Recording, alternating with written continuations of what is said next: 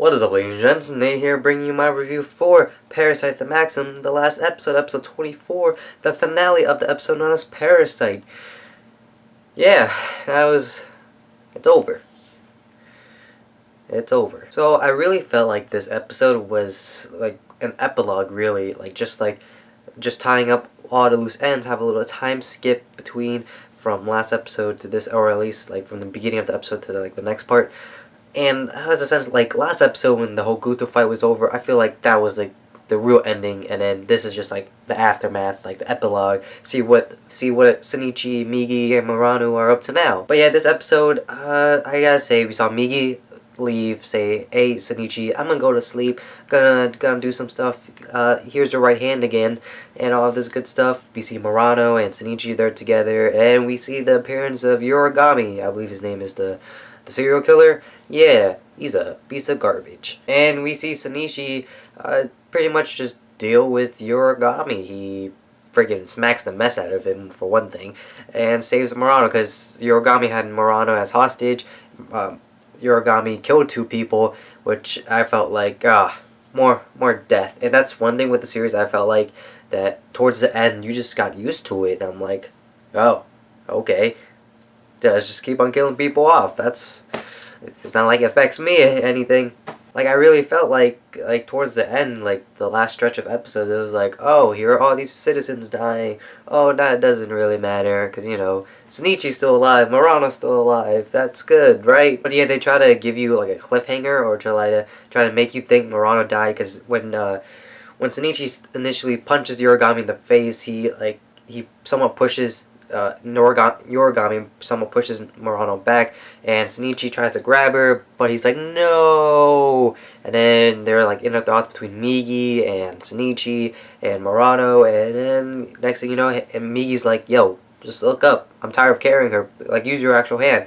And you see that Shinichi grabbed Murano, and all as well as the end as well. But that was essentially the episode, but I wanted to talk about the series a little bit, and just like the whole idea of Parasyte the Maxim. I really feel like the series was trying to tell you, it wasn't, not, like, more or less it was like a psychological thriller, more or less than anything, because like both Parasyte and Tokyo Ghoul are quite similar. Something happens to your main character, the main character has to get used to things and all of this.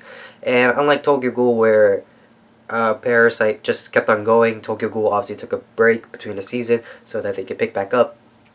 And yeah, it was very interesting seeing too, because they were very different from each other, but yet they come from like almost the same premise. Like, I definitely prefer Parasyte, I think, more or less because of the characters. There's less characters you have to think about and worry about their names and all of this, and just worry about different plot lines. Where in like Tokyo Ghoul, there's so many characters and so many different plot lines. It's good, but like me personally, I can only deal with so many characters at the same time and think about all things.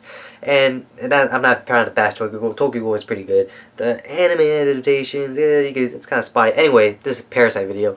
Parasyte, you had a Shinichi, you had his character, and you had some side characters like Tomura Reiko, and that's about it. And you just try to see her, like, just her stories occasionally, and once she was gone, yeah, you had just Shinichi's story. I definitely loved Shinichi's transformation as a character. You see him as a nerdy kid that eventually he becomes something else, somewhat becoming cold and all of this. And you see this throughout like the middle part of the episodes, and then you see him towards the finale, you see him come back to reality, becoming human again. And it was great seeing that, especially with Migi's disappearance and all of this, because like Migi essentially became like his best friend. Migi was there for everything, like when his mom died, when Kana died, all of this, and when he defeated Guto and all of this. And it was just like, and so when like Migi left, it's like initially saying, because first you think your friend dies, and then your friend comes back, and then your friend's like, see ya, buddy, I gotta go. I feel like the main message that Parasyte the Maxim, man, this series, it's like really old, it's from the 90s, and just trying to say, like, we are human. It tries to give you a different aspect of us as humans and us with the environment and towards animal. And there was a very good line between what Shinichi said. I think he said, I believe it's humans' arrogance to think that we can relate to other animals that we like kill or slaughter. Like, people say, oh yeah, don't you feel bad for like the cows or chickens that we are feeding so we can use them as meat? And it's like, yeah, I feel bad for them. Do you really?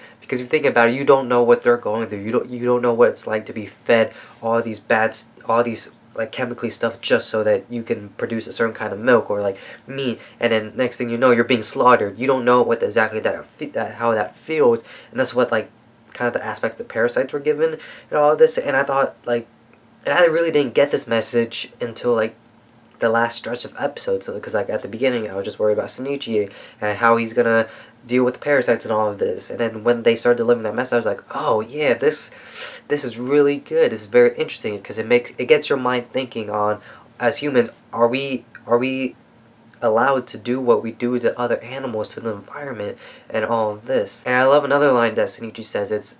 Like, you're a fool if you think you could love Earth without loving yourself first, because it's human nature. Like, us humans, we feel lonely. That's why we try to cling on to things.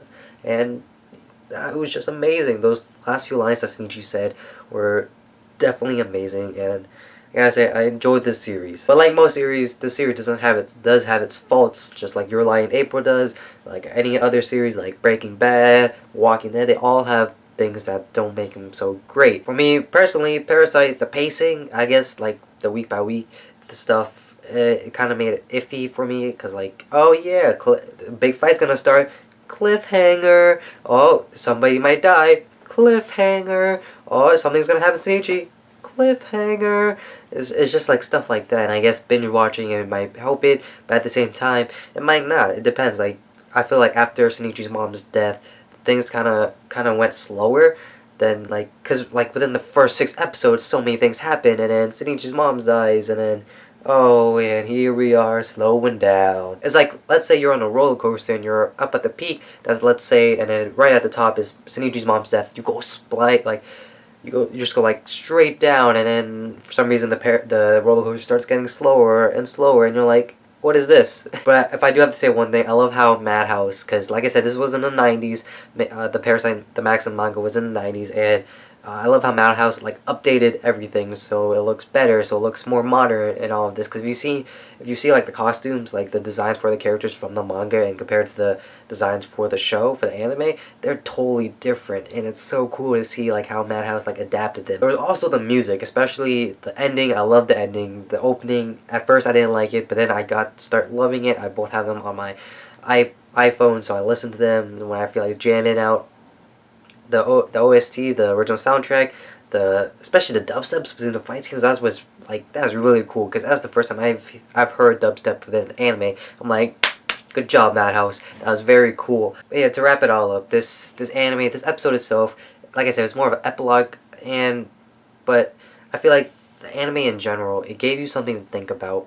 Like once like it went into its final stretch, it gave you something to think about and let you think about stuff. Like, as humans, are we in the right to do the things that we do to the earth and animals and all of this? What happens if there's a species more like violent than we are, and what if they try to make us like the animals that we kill and all of this? And like I said, it's amazing. The OST, the original soundtrack, the openings, the endings, the music, the characters, they're all great.